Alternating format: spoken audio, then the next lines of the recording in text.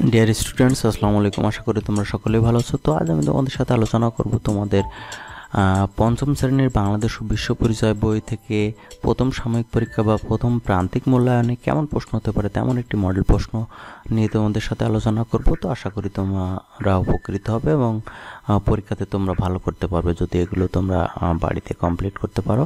তো এখানে দেখো, এক দাগে রয়েছে সংক্ষেপে উত্তর দাও 15টির জন্য পাবে তুমি 30 নম্বর। তো এখানে দেখো 15টি প্রশ্ন রয়েছে।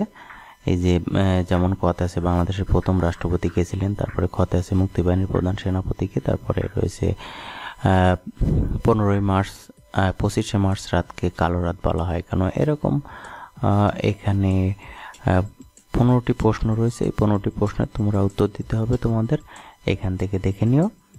তো এখানে রয়েছে দেখো, এখানে সবগুলো প্রশ্ন রয়েছে, এখন প্রশ্নগুলো দেখে নাও। তারপরে 2 দাগে রয়েছে দেখো শূন্যস্থান পূরণ করো 12টি, এখানে 12টির জন্য পাবে তুমি 12 নম্বর। এখানে শূন্যস্থানের যে উত্তরগুলো রয়েছে উত্তরগুলো হবে সেগুলো উত্তরগুলো সহ দেওয়া রয়েছে যেন তোমাদের কষ্ট না। যেমন বাংলাদেশ মুক্তিযুদ্ধের সময় বাংলাদেশকে ড্যাশটি সেক্টরে ভাগ করা হয়, যেমন 11টি সেক্টরে ভাগ করা হয়েছিল।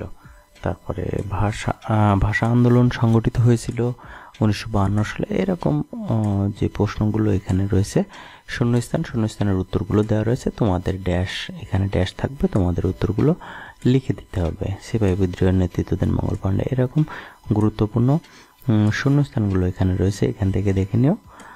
তো তারপরে দেখো এখানে তোমাদের 3 দাগ রয়েছে, 3 দাগে বাম পাশের বাক্যাংশের সাথে ডান পাশের বাক্যাংশের মিল করো।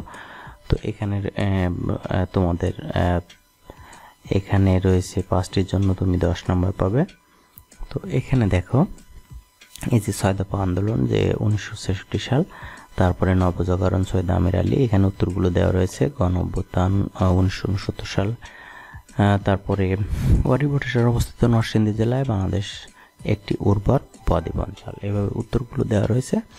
তারপরে দেখো এখানে 4 দাগে যে কোনো 8টি প্রশ্নের উত্তর দাও, এখানে প্রতিটিতে পাবে তুমি 6 নম্বর। প্রত্যেকটি প্রশ্নের আলাদা আলাদা মান রয়েছে, এখানে দেওয়া রয়েছে। যেমন বুদ্ধিজীবী দিবস কবে, এর জন্য পাবে 1 নম্বর। তারপরে বুদ্ধিজীবী দিবস পালন করা হয় কেন, এর জন্য পাবে 2 নম্বর। তারপরে শহীদ বুদ্ধিজীবীদের স্মরণ করার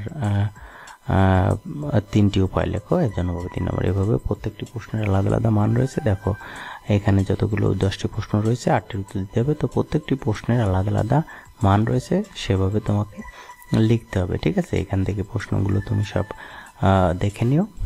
আশা করি পরীক্ষাতে তুমি ভালো করতে পারবে যদি এই প্রশ্নগুলো কমপ্লিট করো। তো এখানে দেখো 10টি প্রশ্ন রয়েছে, তোমাদের যে সিলেবাস অনুযায়ী 10টি প্রশ্ন দেওয়া হয়েছে, এখান থেকে দেখে নিও। তো আশা করি ভিডিওটি ভালো লেগেছে। ভিডিওটি ভালো লাগলে এক্ষুনি একটি লাইক দাও, আর যদি তোমরা আমার চ্যানেলে নতুন হয়ে থাকো তাহলে এক্ষুনি চ্যানেলটি সাবস্ক্রাইব করে রাখো এবং পাশে থাকা বেল বাটনটি বাজিয়ে রাখো যেন পরের ভিডিও আসলে তুমি আগে পেয়ে যাও। তো ধন্যবাদ সবাইকে।